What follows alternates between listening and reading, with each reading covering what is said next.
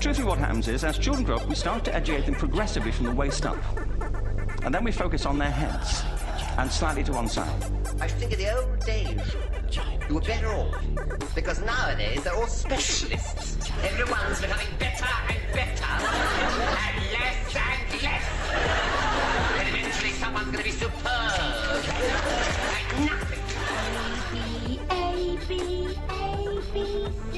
Our education system has mined our minds in the way that we've strip mined the earth for a particular commodity. And for the future, it won't serve us. We have to rethink the fundamental principles on which we're educating our children. We're not here to tell everybody that they're wrong and we're right. We're not saying that we have all the answers, but we'd like to present a different way of looking at it. Welcome. We are back with episode 48 and a croaky voice. I've been talking too much, apologies, but I'm going to be talking for a little bit longer today. Alex Eldridge Toll is in the studio with me today, and we are going to be going over how ignorant he is. And in particular, just me, okay. And others, Alex, and others, and of course these questions are evolved from the website gapminder.org, and there are 6 special subjects units. The one that we're doing today is gender equality, surrounding gender equality in our world, and we're going to be looking at some misconceptions and those that make many of us very ignorant about them. Yeah, so I'm quite excited around the whole topic of gender equality. I think. Certainly for us, because certainly this is the case for every single individual on the planet, you only have your perception from your gender.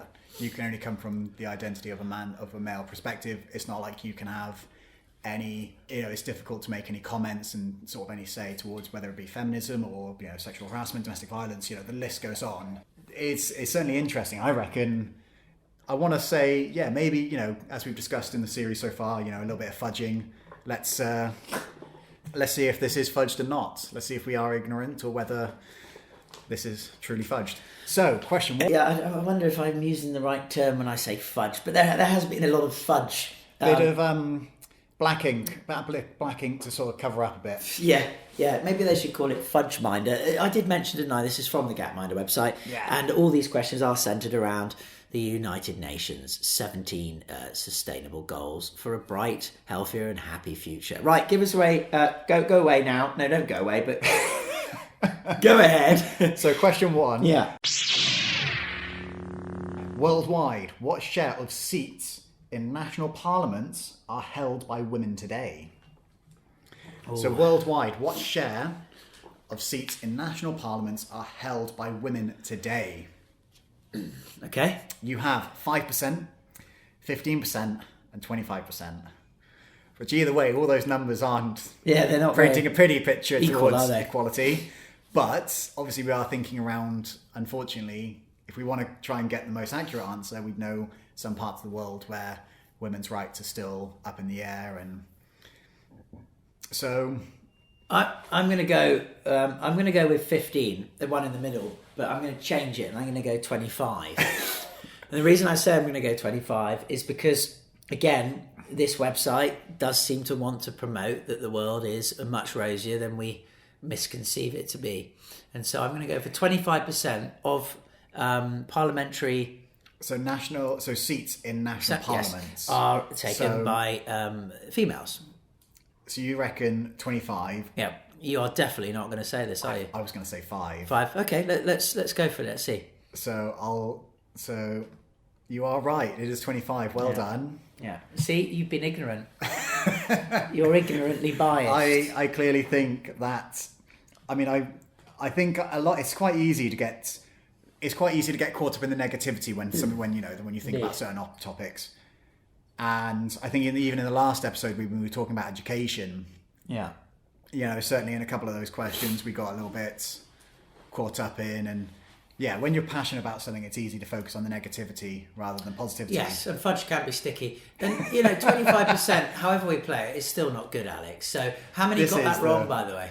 So like you? 70, including me, 78%. Okay. So about this misconception, the world is still a long way from having equal representation of men and women in parliaments, but a lot of progress is made. Clearly, I mean, 25% is a lot of progress compared to what I clearly was thinking. Yeah.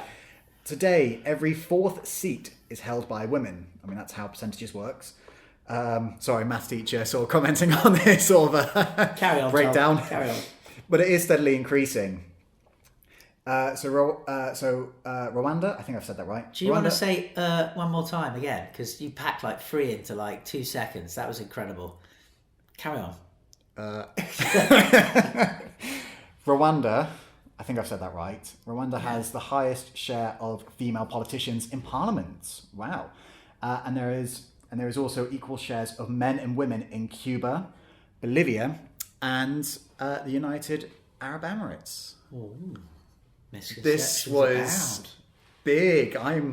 Yeah, that is a wow, isn't it? Well done to those countries. I was not expecting that. Yeah, much better than our own country, indeed. I must admit. Oh yeah. Those all Hogwarts rotting away in those seats with their free lunches. So let's see. Apparently, six individual experts went and investigated this. So why are many people getting this wrong? So many media reports from Parliament shows a majority of men. I mean, this is the case when you normalise what you see. And if you're constantly seeing men in power, then that's what you perceive. That's what you always normalise. And so our brains obviously are trained to over-exaggerate what we see. I mean, that makes perfect sense. As long as the world is not equal, it's hard to recognise the progress that has been made. We often hear about the problem... But we often, I think that's fair. We hear it's easy to get caught up in the negativity. It's hard to see the progress that has been made, but it's fair to acknowledge progress has been made. And certainly from what we've said there, Colombia, Bolivia, and United Emirates, I'm really shocked by that. But which is really bad of me, I think. I think we also got to be very careful when we say, it's good that progress is being made, and that's okay. This is the thing, it's hard to... Because there's a difference between a progress from, I'm now walking 3 steps a day, as opposed to none, when really 3 steps a day is basically not going to take the fat off my waist. And that's not to say I have a lot of fat on my waist, but it does actually be piling on in the older ages there. I just pull that trouser over there, belt up. So, and the other thing I wanted to say is, this is a very patriarchal world. Most leaders across the world are men, and I think it's one of our biggest problems. They're also mostly psychotic as well, which doesn't help. That's not to say women can't be psychotic, but I do believe our world needs to get back to much more of a matriarchal society. I think if you do go back a long, long time ago, the goddesses did abound, and they very much were respected and seen as leaders throughout forms of society. So let's get back to that. Let's put more women in high positions, because I think they, just generally as friends and that, have some very, very brilliant things to give. And I think the problem with our psychotic world is we miss a lot of that balance. So, let's move on. Question, question 2. One little thing I was going to say on that. It's a very good thing that you commented on, sort of how it's... Because history, obviously, it would have changed, this whole ancient history and stuff. My sister's actually doing her PhD is all to do with gender inequality and how it's evolved over the years. Mm-hmm. Obviously, we could think about the last 100 years or so where it's obviously been heavily one way. Mm-hmm. But obviously, if we think about ancient history as a whole, where there's goddesses, queens, etc., and it's just, obviously, it paints a very different picture. Indeed it does. Anyway. And we must not forget that. Yeah. So question 2. Of 195 countries, how many have signed the UN Convention of the Elimination of All Forms of Discrimination against Women? So out of all the countries in the world, how many have signed the UN Convention on the elimination of all forms of discrimination against women? Okay. Yeah. So you've got 50 countries. So 25%. 120 countries. 60%. Yeah. And 190 countries, which is... Nearly all of them. Yeah. Well, as we know from our small years on planet Earth, what people say and sign up to doing can be very different to what actually they then go ahead and do. And so politics being what it is, an absolute load of, most cases, and it's all talk and no walk, I am actually going to go with what was the middle one? The middle one was 120. That So probably 60%. Yeah, I'm going to go with the high one. Just 190. yeah, I just feeling like I'm a member of the Gapminder crew now. I mean, I think you're right there. You know, there's saying one thing, but then there's actually actioning it. There's actually the doing part of it. So there's a lot of fudge makers in this world. So if you want to go 190, I'm going to go 120. Of course you are. You're going to go in the neutral. Well, I think where you're initially saying maybe when we say signed, signing is one thing. Stamps another. I think maybe in my mind I'm thinking if you've signed it, then obviously you're doing it. Maybe that's something I need to... Okay, let's pop on and see what the answer is. And of course you are right. You're joking. 190 countries have signed. There you go. But if 190 countries have signed... Yeah, it's amazing, isn't it? How many But the people issue got is that though... wrong? But the thing is though, go back to the last question. 93% got that wrong. 93. They think women have legal rights in just a few countries, when in fact they have legal rights in most countries. Well, clearly, but again, when we say most countries, as we just said, you know, there's signing, but then there's actually doing it. I guess the other side of it as well is also a society thing, because while you can put that in place for governments, how society choose to react to it. Yes. Is another story. So a woman that gets harassed in a workplace, for example, legally she might have a case, as that does seem to subscribe, but really in society, is she going to be able to really take that law case, that case to the courts? I mean, you've seen what's going on in America. Even if you take them to court now, does justice get served? Well, that's a big question that's going to be answered over the coming year. But to me, smoke screens. There's so much bull crap around. Paper is paper. It's the action that counts. Action speaks louder than words is always one I like to remember, especially when you are working in places where the language is different to your native one. Watch how people act. Ooh. Okay, so it goes into more information here. So it says which countries have not signed this convention yet. Oh, how many of them are there? Don't tell me what they are. So it says 188 countries have ratified the treaty.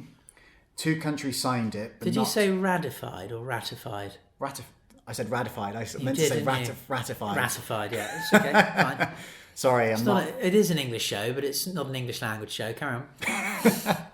Cheers. So 188 countries have ratified the treaty.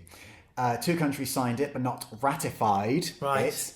The USA and... Why bloody sign it then? And Palau? I think I've said that right. 5 countries have not signed it nor ratified it. Iran. Hang on. I just said don't mention it. So how many of them are there? Let me see if I can guess. 5. I'll give you one. Sorry. How about Iran? Funnily enough, yeah. And Iran. Palau? No, that's... So that signed it, but not... it wasn't Palau? Palau, I've signed. Yeah, I don't know. I've got no idea. It's about... I think sounds better than sounds poo. Right. Okay, well, I'm going to put my favourite along. Afghanistan. Nope. No. Okay. So you got 4 left. Turkmenistan. No. So... What's the place Borat's from? Well, is it on there? Can you... So, I think so. Is he from Sudan? No, it's not Sudan. Oh. It's Sudan one, is it? Sudan's one of them. Somalia. Right. Which, yeah.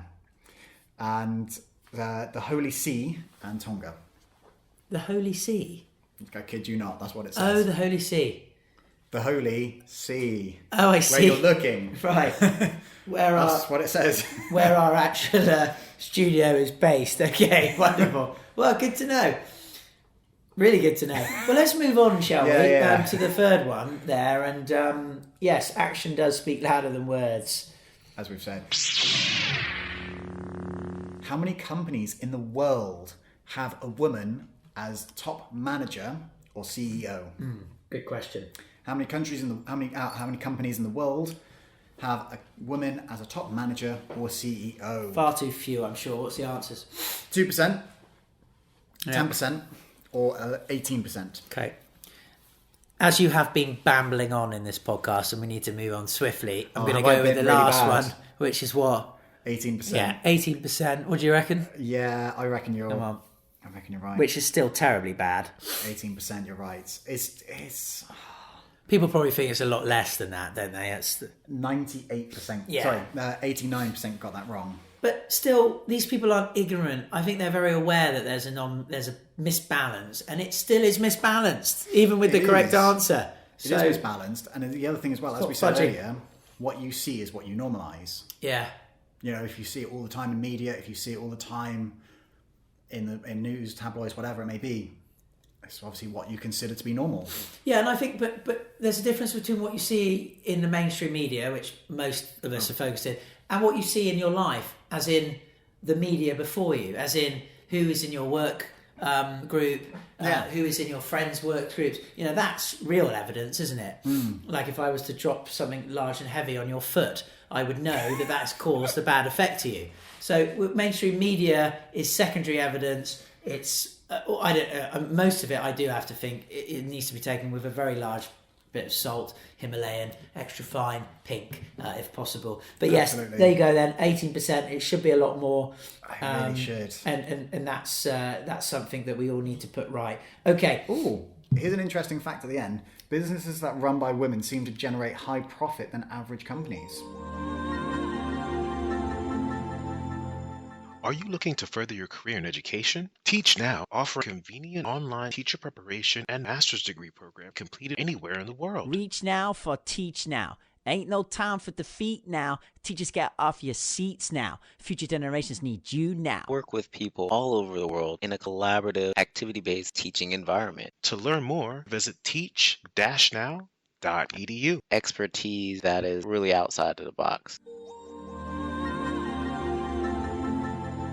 Now, whether that is fudged or not, but it's certainly an interesting statistic to hear. It would be one to look into, wouldn't it? I mean, we must say, companies, and there we could take this up to countries, which we've talked about, who are run by women, I'm sure probably are quite forward-thinking, quite open, quite innovative, and that's why you have, you're against the grain of only 18% of them being at the top of your company. And so I think you'd probably be quite a good company, and that's why that would link in well with that statistic. But that's not to say there could be something significant in it. Right, can you please stop blambering on and go on to the next question? I was going to. Oh, you got another thing you want to say? No, I'm saying I'm moving on. On to question 4 then.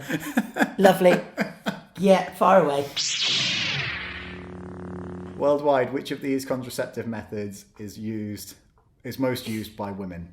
Right. The pill, sterilisation, Oh dear. or the IUD? So that's the... I mean, that's a real...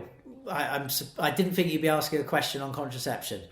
Neither did I, but So neither again, did I. So, what's the percentage, the one they use the most? so what is the most used Right. contraceptive method Okay, so it's worldwide? Okay, so it's not a... Pill, sterilisation, or the IUD? So that's the...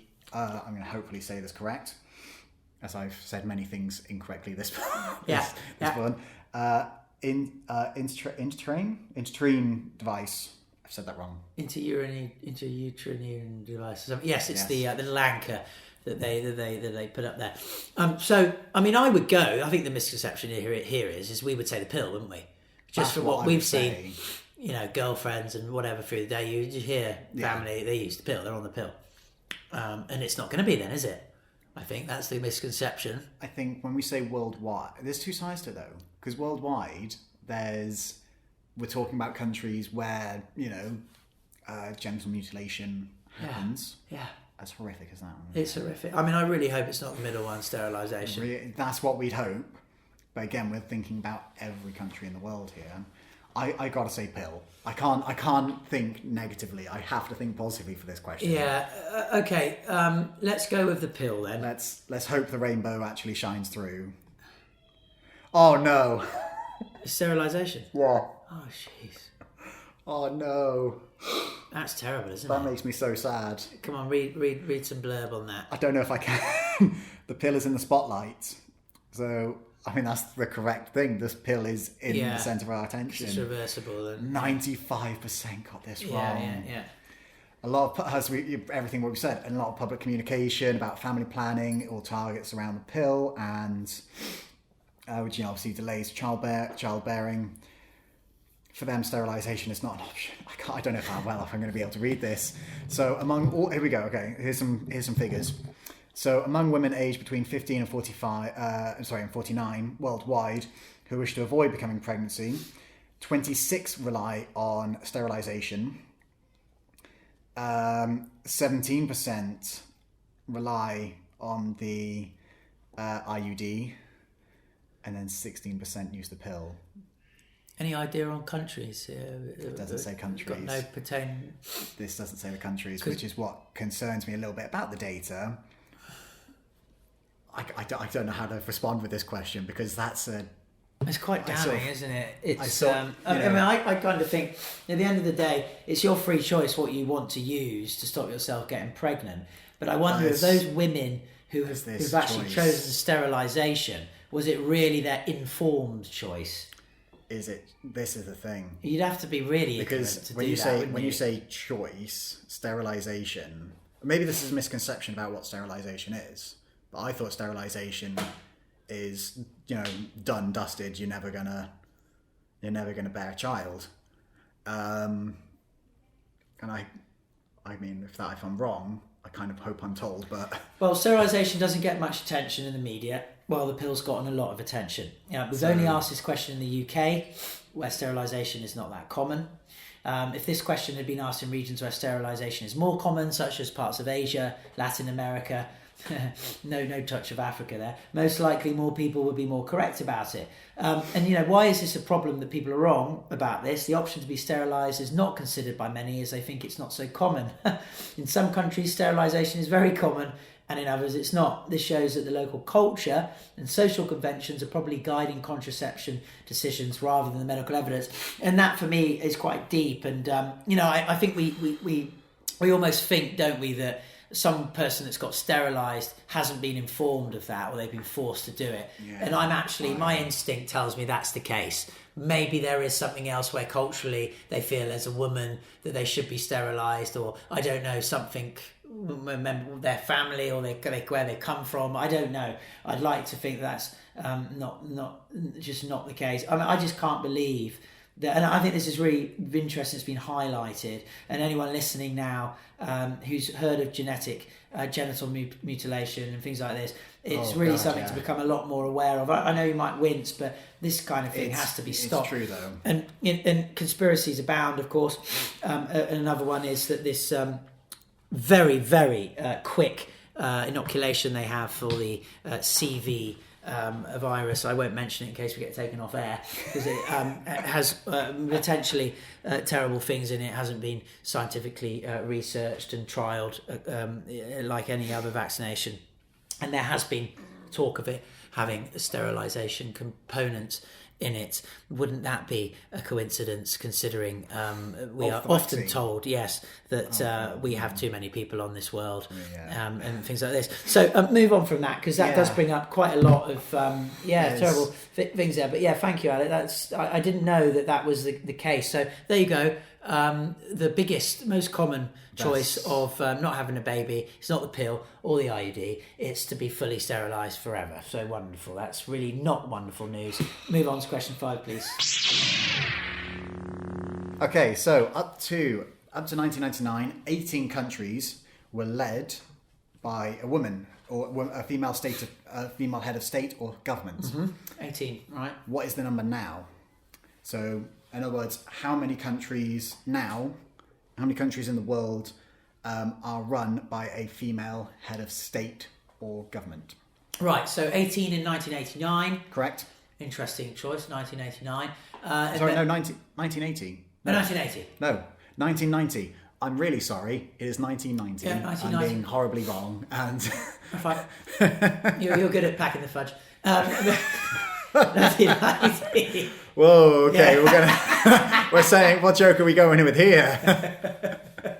1990. So we've moved on 30 years, haven't we, basically?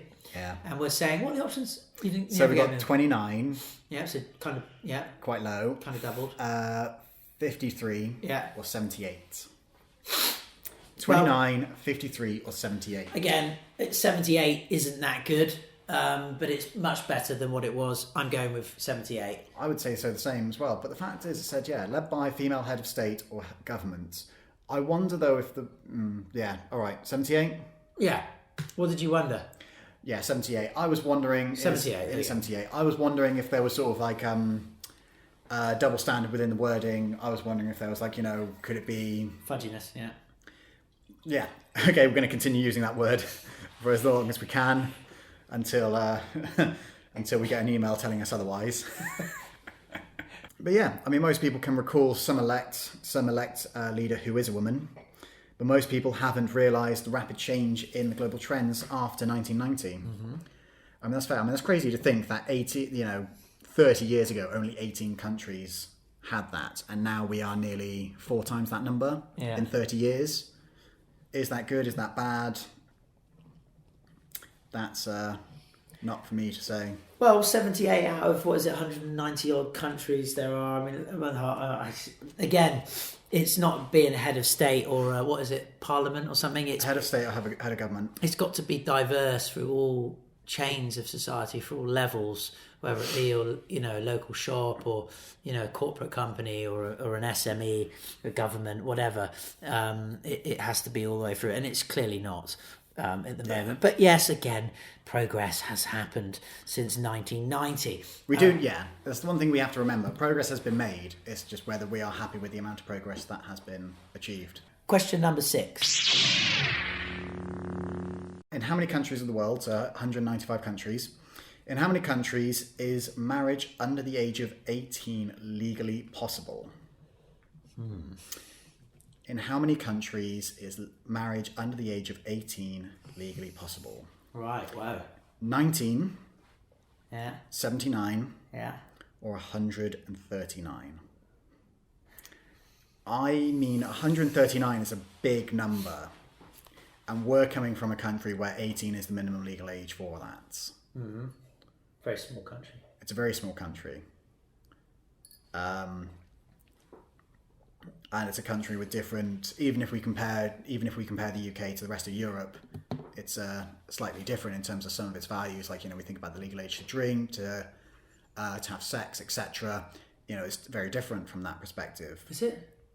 Yeah. To drink is 16 in Europe. And in England it's 18. 18 in Europe. And Sex is 16. I think sex might be 14 in certain European countries. Well, like Amsterdam in Holland. I don't know. I know it is younger in some of them. Right. Well, so when I think about this question you just answered, my thoughts immediately unconsciously linked to the question about sterilisation and how that is the most common form. The whole idea of choice. And so it makes me feel that I think it's going to be a big one. This. Sorry, what's the largest one? 139. Okay. That's a big number. You're saying I'm going out 70%. With a bang in the worst possible way that you could marry someone under 18 in 70% of the world, because this is just how skewed gender equality is at the moment in 2020. What are you going for? I'm going to go with 19, but the other, 19. I think it's quite small. But the other thing as well... Cripes, go on then.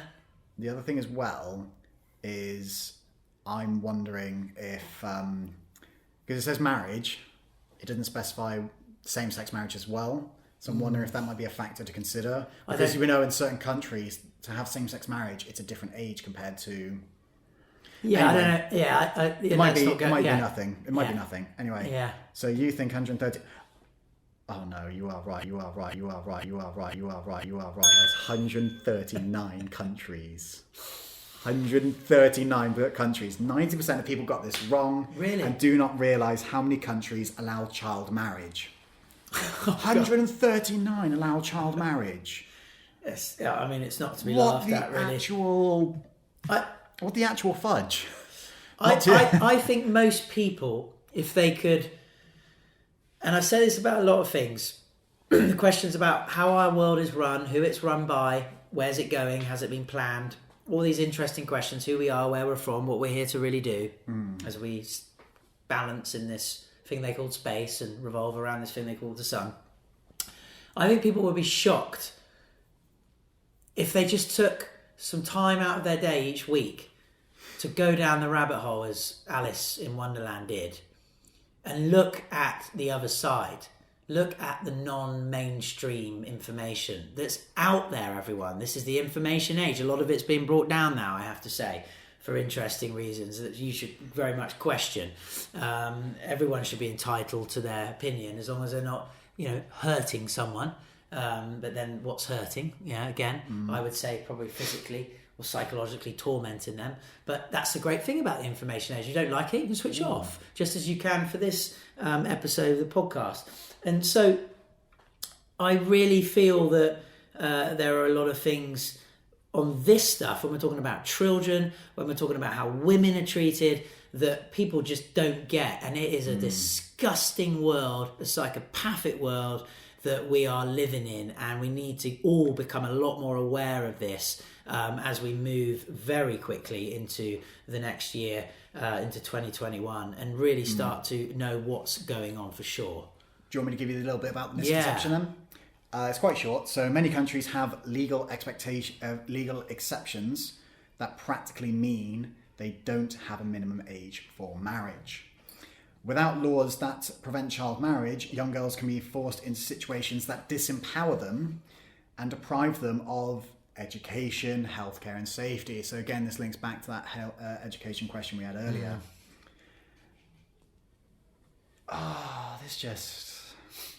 This is not a pleasant one to end on.